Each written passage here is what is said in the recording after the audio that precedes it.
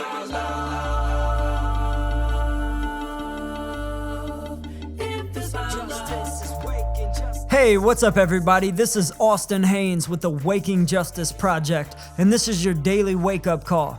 Here's what the corporatocracy is up to today, October 1st, 2019. You can visit our website at wakingjustice.org for more details. Here are the headlines. A jaw-dropping new report, just released last week by the think tank Rethink X, predicts that the meat and dairy industry will go bankrupt by 2030. Researchers predict a major tipping point will occur around 2023 when demand for beef and dairy-based foods will plummet. They say the drop in demand will be driven by new synthetic meat and dairy products that'll cost 50 to 80% less than similar animal-based food products. They say it'll be, quote, the fastest, most consequential disruption in food and agriculture production since the first domestication of plants and animals 10,000 years ago. The researchers say that farmland values will collapse by 40 to 80%.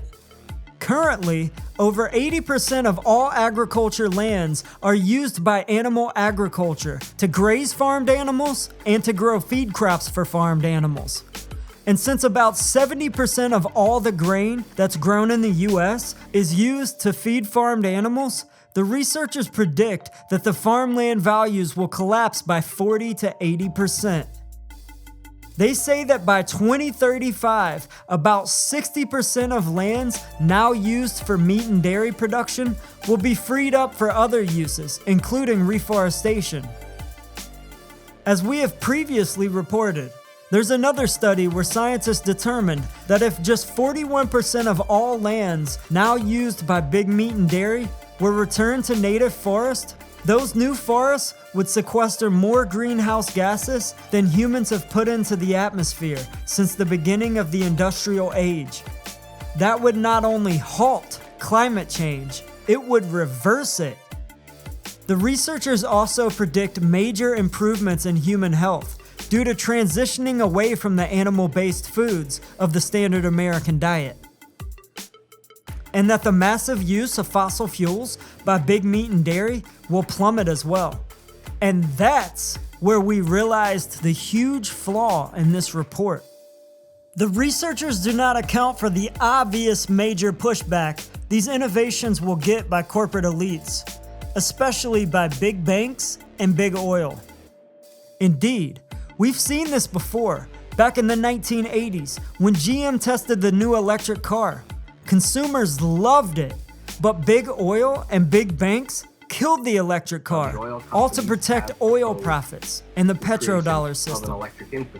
If you aren't aware how the petrodollar system works to prop up big banks, you can check out our September 13th podcast. It's important info we all need to know.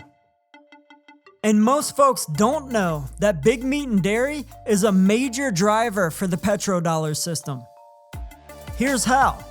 Big Pharma and Big Chemical both make their primary profits from big meat and dairy. For example, 18 of the top 20 Big Pharma products sold worldwide are pharmaceuticals that treat diseases associated with animal-based foods. And Big Pharma uses petroleum-based chemicals to manufacture most all its pharmaceuticals. It's the same with Big Chemical.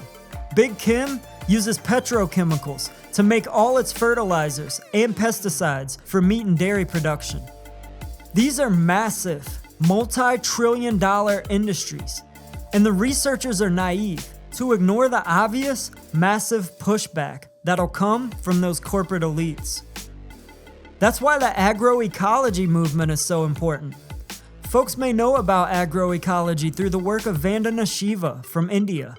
She's been fighting big chem companies like Bayer and Monsanto for years in India to protect local farmers and wildlife, to help heal the soil, and to recover the nutritional quality in produce. In fact, multiple studies have shown that fruits and vegetables grown decades ago were much richer in vitamins and minerals than those grown today. Researchers and activists like Dr. Shiva blame the declining nutrition in produce on the depletion of soils by Big Chem and industrial agriculture. Of course, Big Chem pushes back on these claims and pays off the politicians to ignore it. And that's why Dr. Shiva sees corporate agriculture as a major threat, not just to the earth, the climate, and our health, but to our democratic freedoms. It's why she encourages community organizing among small-scale farmers to create seed banks, encourage organic farming, and fight local food insecurity. And on the aspect of organic farming, we should clarify, a sustainable agroecology would not advocate for the sort of organic farming practiced by corporate organic agribusiness. Most folks don't realize that organic agribusiness is in bed big time with big meat and dairy. Even the most scrutinous shoppers, the vegans, who read every single ingredients label on everything, don't realize that their organic produce uses massive inputs from animal agriculture.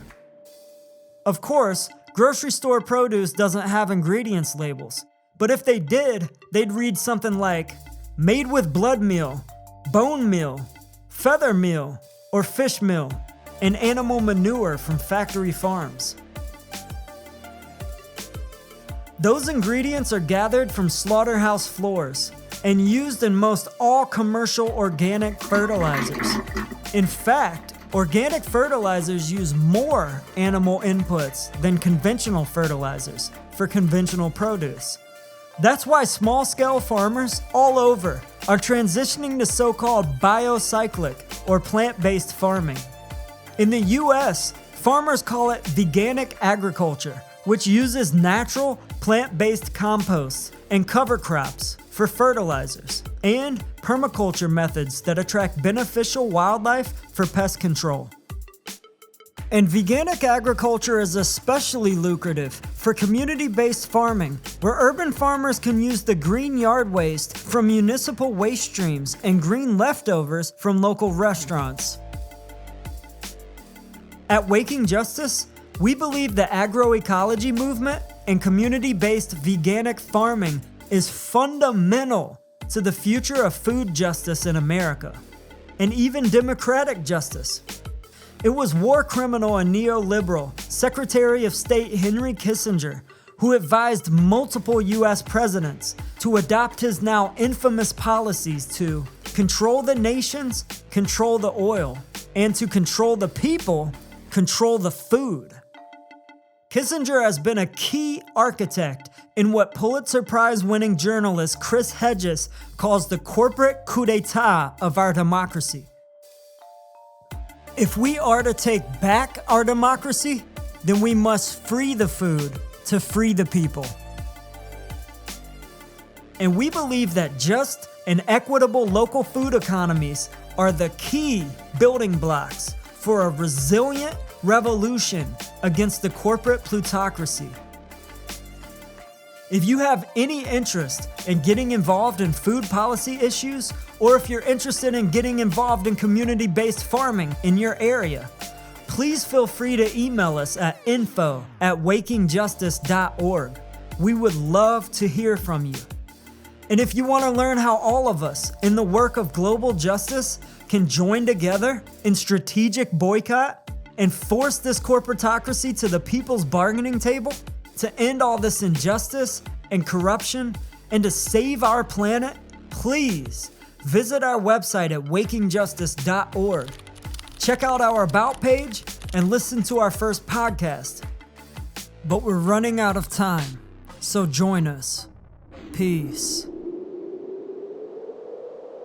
You must be involved in the struggle for freedom and justice. If it's about love, if it's about justice is waking, justice is rising. Justice is waking, justice is rising. If it's about love, justice is rising. And justice is all over. If it's justice is waking, justice is rising. And justice is all of us. If it's about love, may every soul all unite. Tend the fire and let old coals relight. I'm a citizen of the world and we fight for the rights of everybody to live a truly free life. Red or yellow, black or white, left or right, gay or straight, human or animal, all life. Cause what matters is what is in common. If you know it, stand tall and keep dropping the knowledge. Justice is waking, justice is rising, and it ain't just us, it's all of us. If it's about love.